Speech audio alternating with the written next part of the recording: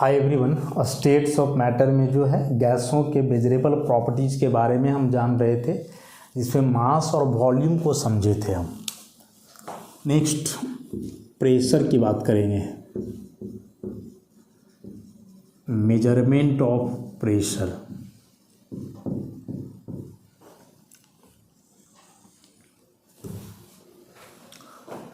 अभी अब प्रेशर होता क्या है, फॉर्मूला से डिफाइन कर लेंगे हम।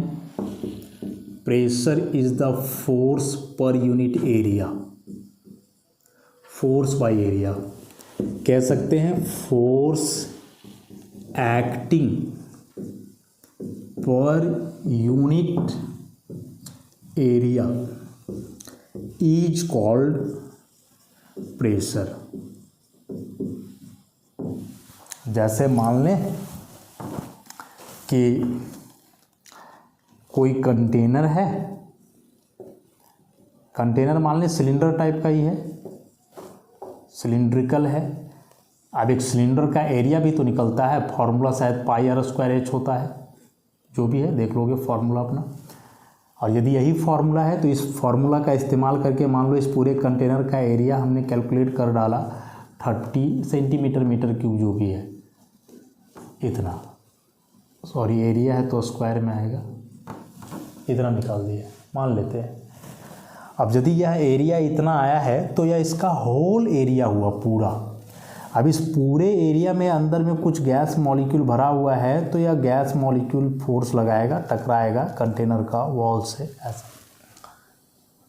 अब हम यदि इस पूरे एरिया की बात ना करके केवल यूनिट एरिया लें 1 सेंटीमीटर स्क्वायर, 1 सेंटीमीटर स्क्वायर, और हम देखें कि इस 1 सेंटीमीटर स्क्वायर एरिया पे कितना फोर्स लगा रहा है गैस का मॉलिक्यूल, तो इस यूनिट एरिया में जो फोर्स लगा गैसियस मॉलिक्यूल के द्वारा, उस फोर्स को हम क्या कहेंगे, प्रेशर कहेंगे। So pressure is force acting per unit area, प्रति इकाई क्षेत्रफल में जो बल लगता है उसे ही हम क्या कहते हैं, प्रेशर कहते हैं, दाब कहते हैं, हिंदी में इसे हम दाब कहते हैं। अब इसमें से हम दो तरह के प्रेशर की बात करेंगे। एक नॉर्मल किसी गैस का प्रेशर जो कि वह उस कंटेनर में लगाएगा जिस कंटेनर में गैस को रखा जाता है, और दूसरा होगा एटमॉस्फेरिक प्रेशर, वायुमंडलीय दाब, हिंदी में इसे हम कहते हैं वायुमंडलीय दाब, एटमॉस्फेरिक प्रेशर।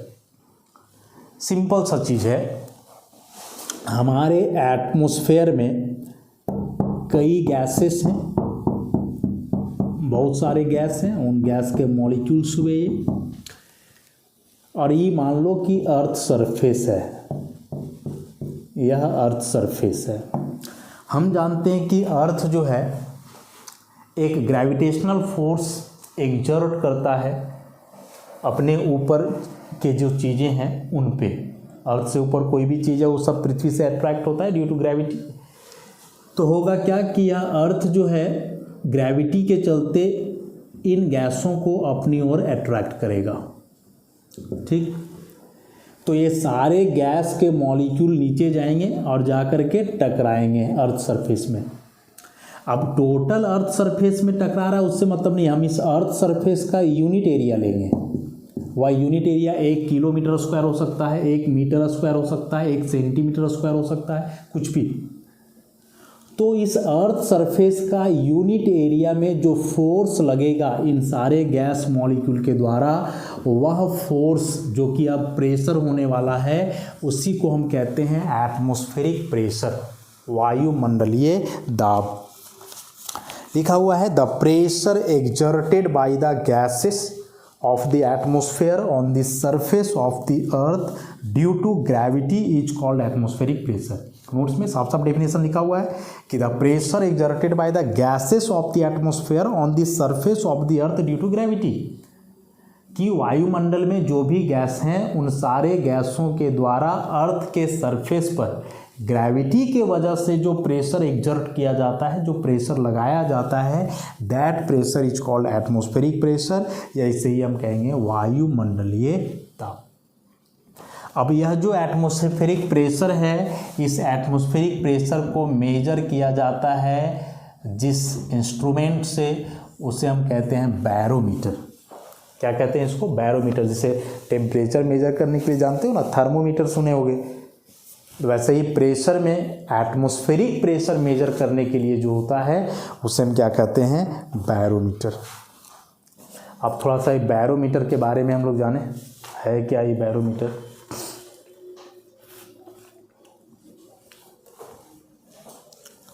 बैरोमीटर होता क्या है? तो बैरोमीटर, इतना तो पता चला अभी कि इसके मदद से हम प्रेशर मेजर करते हैं। प्रेशर में भी कौन सा प्रेशर? एटमॉस्फेरिक प्रेशर मेजर करते हैं। एक नॉर्मल गैस का प्रेशर जो किसी कंटेनर में होता है उसको मेजर करने के लिए अलग इंस्ट्रूमेंट है, मैनोमीटर कहते हैं उसको। यहाँ हम बैरोमीटर की बात कर रहे हैं, कन्फ्यूजन होता है। सो बैरोमीटर एक वैसा डिवाइस, एक वैसा इंस्ट्रूमेंट हुआ जो एटमॉस्फेरिक प्रेशर को मेजर करता है। कैसे मेजर करते हैं एटमॉस्फेरिक प्रेशर को? एटमॉस्फेरिक प्रेशर बैरोमीटर के मदद से। और ये बैरोमीटर क्या होता है इसके बारे में देख लें हम। तो देखो, बैरोमीटर के लिए है कि इसके लिए एक लंबा सा ट्यूब लिया जाता है, तकरीबन इसका हाइट 80 सेंटीमीटर होता है ट्यूब। और इस 80 सेंटीमीटर हाइट वाले ट्यूब लेकर के इसमें हम भरते हैं मरकरी। मरकरी Hg जो एक एलिमेंट है, जानते हैं हम, या लिक्विड स्टेट में पाया जाता है सामान्य कंडीशन पे, ऑर्डिनरी टेम्परेचर प्रेशर पे लिक्विड फॉर्म में पाया जाता है। तो एक 80 सेंटीमीटर लंबा ट्यूब लिया हमने, इसमें मरकरी को भर दिया, और फिर इधर एक हम कोई दूसरा ओपन वेसल लिए, ओपन वेसल, खुला बर्तन, और इसमें भी पहले से थोड़ा बहुत मरकरी भरा हुआ है। अब हम क्या करेंगे कि इस ट्यूब को इसमें उल्टा करके रखेंगे लाके, ठीक है। ये ट्यूब मान के चलो ऐसे है, ठीक है। इसमें एक खुला बर्तन है जिसमें मरकरी पहले से, इसमें मरकरी है। अब ये ट्यूब को लाएंगे और इस ट्यूब को हम ऐसे उलट के इसमें रख देंगे, उलट के रख देंगे, ऐसा उलट के रख देंगे। यहाँ तक मान लो है, ये पूरा डूबा हुआ रहेगा तो अंदर वाला पोर्शन दिखेगा नहीं, इसलिए यहाँ तक सटा करके हम नहीं दिखाएंगे, लेकिन नीचे तक रहेगा पूरा, ठीक है, ऐसा। अब देखो, इस ट्यूब में क्या था कि मरकरी भरा हुआ था, पूरा भरा हुआ था। जैसे ही इस ट्यूब को तुम उल्टोगे तो जाहिर सी बात है कि इसका मरकरी नीचे गिरना शुरू होगा, लेकिन देखोगे कि यह सारा मरकरी जो है नीचे नहीं गिरेगा। मान के चलो इस शुरू में ऐसे भरा हुआ था पूरा, ऐसे ये पूरा का पूरा भरा हुआ है, इसको हम उलट करके रखे तो ये धीरे धीरे इसमें गिरना शुरू होगा, और जब गिरना शुरू होगा तो ऊपर से धीरे धीरे जगह खाली होते जाएगा, इसमें धीरे धीरे जगह खाली होते जाएगा। तो यह पूरा मरकरी नहीं गिरेगा, इसमें कुछ गिरेगा, उसके बाद यह स्टॉप हो जाएगा, पूरा नहीं गिरेगा। अब क्यों नहीं पूरा गिरेगा, कितना पे आके स्टॉप होगा, इस बात को हम समझते हैं। देखो, चूंकि यह खुला बर्तन है, तो खुला बर्तन है, इसका मतलब जो एटमॉस्फेयर में गैसेस हैं वे सारे गैस इस मरकरी का लेयर पे प्रेशर लगा रहा है। प्रेशर एग्जर्टेड, एग्जर्ट मैंने लगाना, बाई एटमॉस्फेरिक गैसेस, ठीक है। बर्तन खुला है ना, तो अगल बगल से तो प्रेशर लगा ही रहा है जो एटमॉस्फेयर का गैस है उस मरकरी का लेयर पे। अब जब ये गिरना शुरू करेगा मरकरी इस कॉलम से, मतलब कि इस ट्यूब से इसके अंदर, तो क्या होगा कि ये भी एक प्रेशर लगाएगा, जो मरकरी उसके अंदर से गिर रहा है वहां से वो भी लगाएगा। तो जब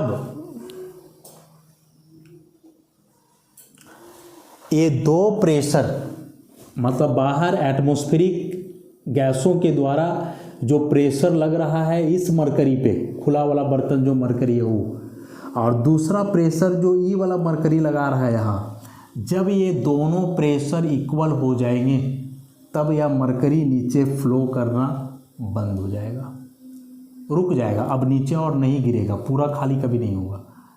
शुरू में गिरते जाएगा तब तक गिरेगा जब तक इस गैस का प्रेशर, गैस कह रहे हैं, इस मरकरी का प्रेशर, ये जो एटमॉस्फेरिक प्रेशर है जो यहाँ लग रहा है लेयर पे, इसके बराबर ना हो जाए। जब तक प्रेशर कम रहेगा उससे गिरते जाएगा और जब इसके बराबर हो जाएगा तो ये रुक जाएगा, नीचे फ्लो नहीं करेगा। तो हम देखते हैं कि यह जो मरकरी का लेवल है इस ओपन कंटेनर में, और अब जो इसके अंदर मरकरी का लेवल बचा, यहाँ से यहाँ तक का हाइट कितना है, व्हाट इज़ द हाइट, और यही हाइट बताने वाला है कि क्या प्रेशर होएगा। तो यार चूँकि शुरू में जो हम ट्यूब लिए थे वो कितना लिए थे, 80 सेंटीमीटर लॉन्ग। जब ट्यूब को ऐसे उल्टा करके इसमें रखा गया तो ट्यूब खाली होना शुरू हुआ और खाली मात्र हुआ 4 सेंटीमीटर। तो यहाँ से यहाँ तक का जो हाइट बचा वो कितना बचा, 76 सेंटीमीटर। और यह 76 सेंटीमीटर हाइट किसका है, मरकरी का, 76 centimetre of Hg, mercury level का। तो यही 76 सेंटीमीटर ऑफ Hg को हम कहेंगे एटमॉस्फेरिक प्रेशर। बेसिकली यह एक हाइट हुआ। अब इसी सेंटीमीटर को तुम डेसीमीटर मिलीमीटर में बदल सकते हो। तो हम जान रहे हैं कि 1 सेंटीमीटर बराबर 10 मिलीमीटर होता है, तो 76 सेंटीमीटर बराबर हो जाएगा 760 mm। इसीलिए याद करो एटमॉस्फेरिक प्रेशर हम 760 mm Hg भी लिखते थे। सो क्यों लिखते थे, अब इसका मतलब हमें पता चल गया कि यह जो बैरोमीटर है जिससे मेजर किया जाता है एटमॉस्फेरिक प्रेशर, उस बैरोमीटर को जब बनाया जाता है, कंस्ट्रक्ट किया जाता है, तो उसमें मरकरी भरा जाता है और देखा जाता है कि मरकरी का इसमें क्या लेवल है, कहाँ से कहाँ तक रहा। तो वह जो लेवल है, वह जो हाइट है, इस मरकरी का लेवल से लेकर के जो कॉलम के अंदर मरकरी भरा हुआ है ट्यूब के अंदर, वहाँ तक का वह हाइट बेसिकली 76 सेंटीमीटर आता है। इसलिए 76 सेंटीमीटर हम लिखते हैं Hg, या इसी को मिलीमीटर में कर करके 760 mm Hg लिखते हैं, दोनों चलता है। अब जरा सोच करके देखो कि क्या यह वैल्यू फिक्स रहने वाला है या नहीं रहने वाला है, चेंज करेगा। सोच करके देखो कि यह जो वैल्यू है 76 सेंटीमीटर, यह वैल्यू फिक्स है कि चेंज करेगा। तो ऑब्वियसली चेंज करेगा। अरे ई जो हम कहे कि यह हाइट ही मरकरी के लेवल को बता रहा है, और ये मरकरी लेवल क्या होगा, ये डिपेंड करेगा ये बाहर वाले प्रेशर पे। हम क्या कहें कि मरकरी नीचे गिरना बंद तब होगा जब इस ट्यूब के अंदर का मरकरी जो प्रेशर लगा रहा है वो बराबर हो जाएगा इसका है। तो मान लो कि इधर वाला गैस प्रेशर कम लगा रहा है, तो उस केस में ये ज़्यादा से ज़्यादा मरकरी जो है नीचे फ्लो कर जाएगा, तब जा कर के इसका प्रेशर इसके बराबर होगा। मतलब उस केस में ये वाला हाइट भी कम आएगा। तो बाहर एटमॉस्फेरिक प्रेशर यदि कम है तो ये वाला हाइट भी जो है कम आएगा, और उस केस में ये वैल्यू डिक्रीज कर जाएगा, 76 से कम आ जाएगा। तो यह जो एटमॉस्फेरिक प्रेशर हम लिखते हैं 760 mm Hg या 76 सेंटीमीटर Hg, या फिक्स्ड वैल्यू नहीं है। एक नॉर्मल केस में लिया गया है, लेकिन यह वैल्यू फिक्स्ड नहीं है, यह वैल्यू चेंज कर सकता है, वैरी कर सकता है, याद रखोगे। तो आई थिंक यह बात क्लियर हुआ हमें कि why the pressure is written और मेंशन्ड इन mmHg। वहाँ mmHg का क्या मतलब है, ये वाला बात जो है हमें काफ़ी अच्छे से जो है समझ में आ गया। ठीक है, तो एक प्रेशर का यूनिट यहाँ से हम सीख लिए mmHg या cm ऑफ Hg। Hg क्योंकि मरकरी भरा हुआ है, दूसरा लिक्विड भरा हुआ रहता तो उसी का नाम दे देते। अब अभी हम लोग ये भी जानेंगे कि वाई मरकरी इसमें क्यों भरा हुआ है, इस बात को भी हम जानेंगे अभी। ठीक है, तो अब चलो इसी की चर्चा करें हम कि मरकरी इसमें क्यों होता है। किसी भी बैरोमीटर में जो है जनरली लिक्विड जो इस्तेमाल किया जाता है वह मरकरी होता है। क्यों होता है? दो वजह है इसका, दो वजह है कि यह जो हाइट आता है, और वो हाइट जो आता है मतलब कि कितना लिक्विड फ्लो किया है नीचे, उसके वजह से ये वाला हाइट इनवर्सली प्रोपोर्शनल होता है density of liquid, density of liquid का। यदि लिक्विड का डेंसिटी बहुत ज़्यादा है तो ये वाला हाइट कम बचेगा, डेंसिटी कम है तो हाइट ज़्यादा। मतलब ये सोचो, हम जानते हैं कि मरकरी जो है पारा, यह एक डेंस लिक्विड है, डेंस लिक्विड है, गाढ़ा लिक्विड है। पानी और इसमें अंतर नहीं है। H2O ये बहुत पतला होता है, मतलब इसको हम काफ़ी डाइल्यूट कह सकते हैं, ऐसा वेरी लेस डेंस कह सकते हैं। अरे सिंपली तुम समझ लो ना, पानी ले लो, मरकरी चलो नहीं है देखे होगे कभी, पानी देखे हो, जाहिर सी बात है। तेल ले लो तुम, कोई भी तेल, अब कोई भी ऑयल जो होता है पानी से ज़्यादा डेंस होता है। अब पानी और तेल दोनों को गिरा करके आगे फ्लो करवाओ तो तेल आगे जल्दी जल्दी नहीं बढ़ेगा जितना स्पीड से पानी। तो पानी आगे बढ़ रहा है मतलब उसका डेंसिटी कम है, कम डेंस है, और तेल कम आगे बढ़ रहा है मतलब ज़्यादा डेंस है। तो ये हम लिखें कि हाइट आया है मरकरी के फ्लो की वजह से।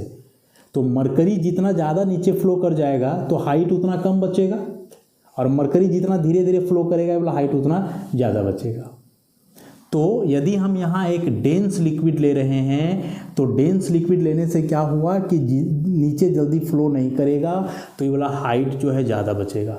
और वही तुम इसके जगह पानी वानी ले लोगे तो पानी लेने से क्या होगा कि सारा का सारा मैक्सिमम पानी नीचे ही चला जाएगा। पता चला ये वाला हाइट इतना सा बचा, ये 76 सेंटीमीटर आ रहा था, फिर 6 सेंटीमीटर आता, लेकिन यहाँ लिखना पड़ता 6 सेंटीमीटर ऑफ H2 ऐसे। तो एक एप्रिसिएबल मेजरेबल वैल्यू लाने के लिए जो है मरकरी हम भरते हैं डेंसिटी की वजह से। और दूसरा वजह इसका ये भी है, दूसरा वजह जो है मरकरी का ये भी है कि मरकरी जो है नॉर्मल कंडीशन में वोलाटाइल नहीं है, मतलब ये आसानी से वेपर में नहीं बदलता है। नहीं तो होता क्या कि कोई दूसरा लिक्विड लेते जो नॉर्मल कंडीशन में, मतलब कि जो टेम्परेचर है 25-30 डिग्री सेल्सियस वाला, उस टेम्परेचर पे वह लिक्विड वेपर में बदलने लगता। तो जब वेपर में बदलने लगता तो पता चला इसमें जो लिक्विड तुम डाले हो वह लिक्विड वेपर में बदल रहा है, और फिर यहाँ जो प्रेशर लगेगा वह लिक्विड का तो लगेगा ही, साथ ही साथ उसके वेपर का भी लगने लगेगा, दोनों का। तो उस केस में एक करेक्ट, एक एक्यूरेट डाटा तुम ऑब्जर्व नहीं कर पाओगे। तो ये दो वजह हुआ। पहला डेंसिटी वाला वजह कि डेंसिटी ज़्यादा है मरकरी का, इसलिए वाला हाइट जो है कम आता है।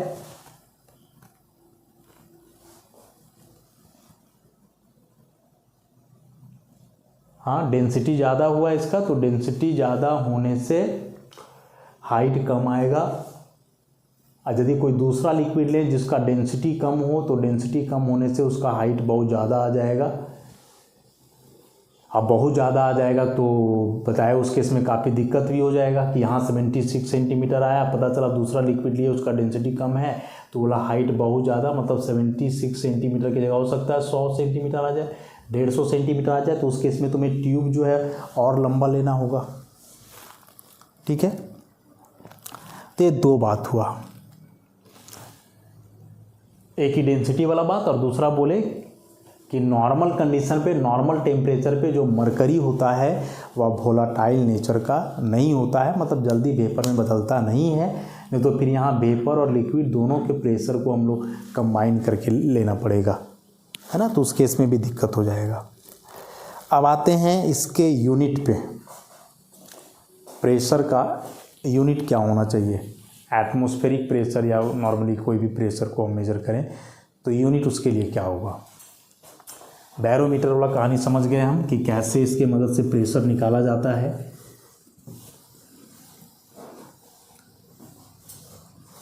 क्यों मरकरी फिल किया जाता है, इस बात को भी समझ गए।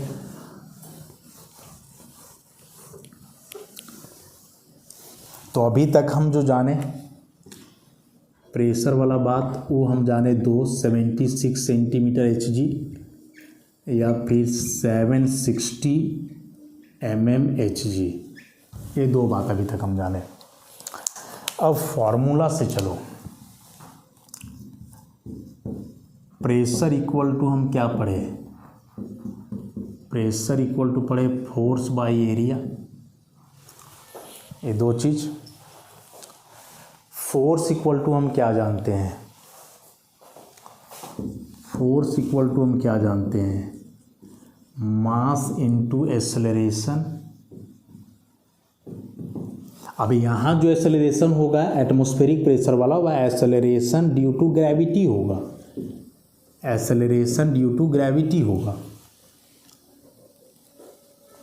तो अब हम इसको ऐसे लिखें, शॉर्टकट में लिखते चले हैं, फोर्स एरिया को ए लिखें, मास को m, acceleration due to gravity को g। अब हम डेंसिटी इक्वल टू जानते हैं मास बाई वॉल्यूम, तो मास को लिख सकते हैं डेंसिटी टू वॉल्यूम, पुट कर दो इसको, तो फोर्स इक्वल टू जाएगा density into volume into G हो जाएगा। वॉल्यूम को क्या लिख सकते हैं, तो volume equal to length into breadth into height, और लेंथ इंटू ब्रेथ को हम एरिया कह सकते हैं, और ये हाइट h का h रह जाएगा। तो पूरा को हम अब ऐसे भी लिख सकते हैं, फोर्स को लिख सकते हैं density into area into height into g. अब फोर्स वाला ये चीज़ यहाँ पुट कर दो, तो प्रेशर हो जाएगा DAHG और नीचे A, तो एरिया एरिया ख़त्म हो जाएगा, तो प्रेशर हो गया DHG। यही ना हो गया, DHG यहाँ से आ गया फॉर्मूला प्रेशर का। अब इसके आधार पे इसे हम डिफाइन करेंगे, DHG या HDG एक ही बात हुआ, जहाँ H is the height of column of mercury, column of mercury मतलब वो ट्यूब में जब भरा हुआ था mercury. D is the density of mercury, density of mercury, फिलहाल मरकरी लेंगे, वैसे जिस लिक्विड का इस्तेमाल करोगे वैसा, and G is the acceleration due to gravity. अब यहाँ से जब डिफाइन करेंगे प्रेशर को, तो हम लिख सकते हैं कि एक एटमॉस्फेरिक प्रेशर होता क्या है। तो यहाँ से देखो इसका डेफिनेशन बन जाएगा कि द प्रेशर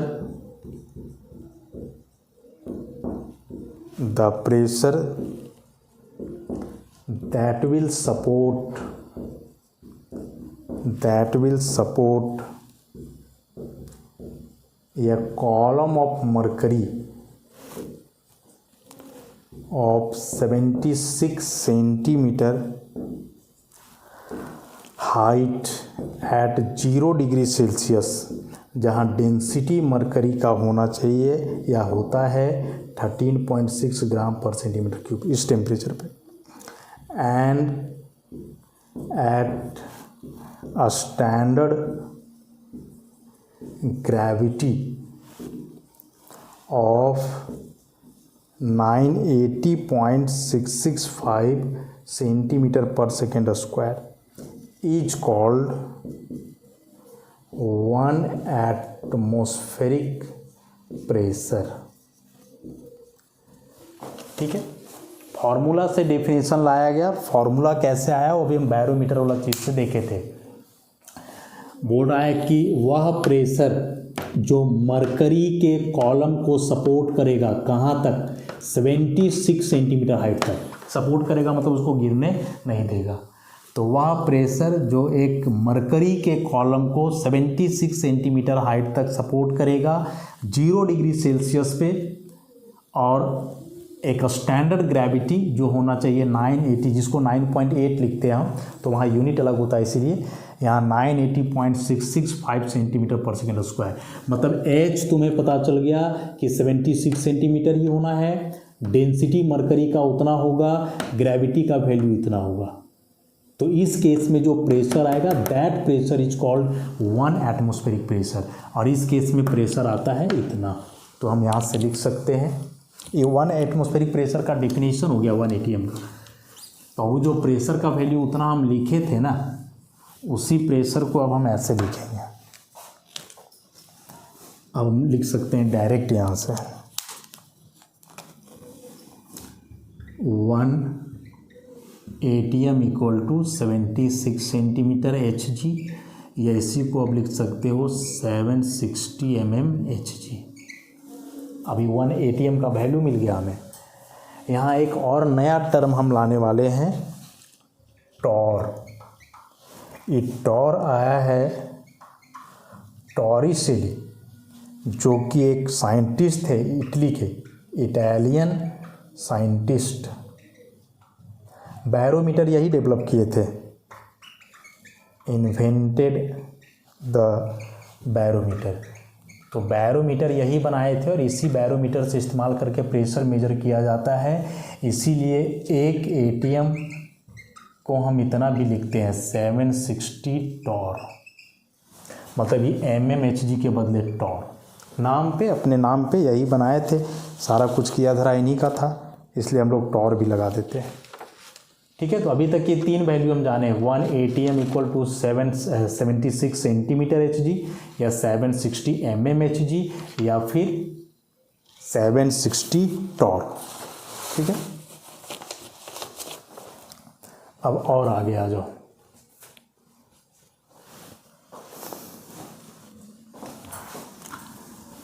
एक और हम जानते हैं प्रेशर का यूनिट, जो सुने हो, जो पढ़े हो, पास्कल। पास्कल के बारे में भी सुने होंगे। तो SI यूनिट जो होता है, SI यूनिट ऑफ प्रेशर, वह पास्कल नाम है साइंटिस्ट का। और किसी भी साइंटिस्ट का पूरा नाम एज यूनिट लिखोगे तो फिर शुरू लेटर स्मॉल होता है, और सिंबल लिखोगे तो कैपिटल। अब कैपिटल P केवल हम नहीं लिखते हैं, तो फिर कंफ्यूज हो जाता है कि P पास्कल है कि प्रेशर, इसलिए P के साथ A भी लगा देते हैं, कैपिटल P स्मॉल a। पूरा लिखोगे पास्कल तो फिर स्मॉल p लिखना होगा, और यदि सिंबल से काम चलाओगे तो कैपिटल P और A। SI यूनिट पास्कल का यही है। और E क्या है, तुम्हें कोई पास्कल को डिफाइन करने बोले तो कैसे डिफाइन करोगे? तो इट इज़ द प्रेशर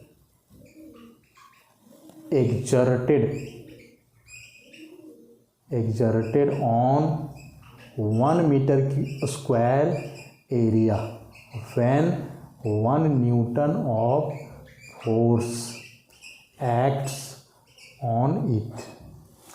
कि जब यूनिट एरिया माने 1 मीटर स्क्वायर एरिया पर 1 न्यूटन का फोर्स कार्य करता है, तो वहाँ जो प्रेशर लगेगा उस प्रेशर को हम कहेंगे 1 पास्कल।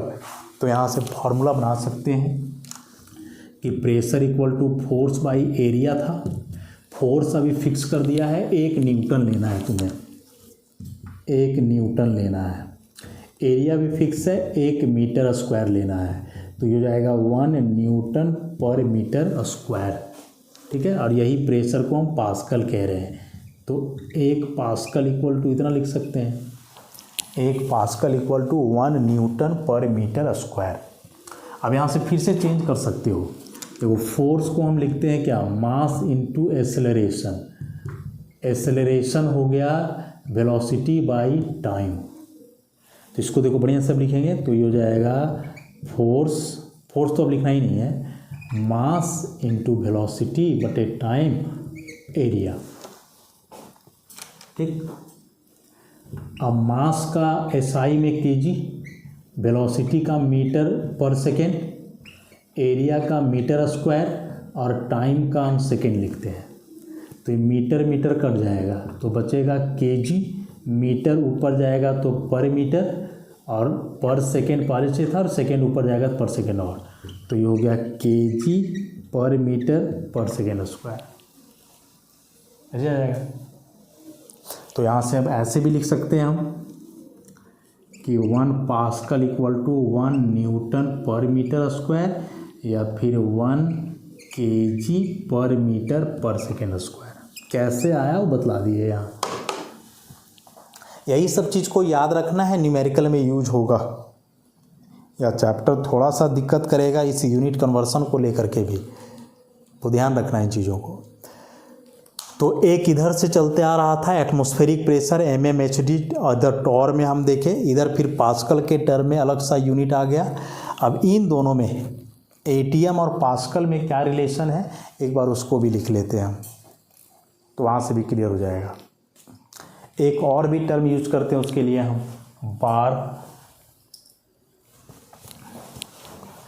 तो इसी को कंटिन्यू करें। इधर तो हो गया था, इधर आ जाओ।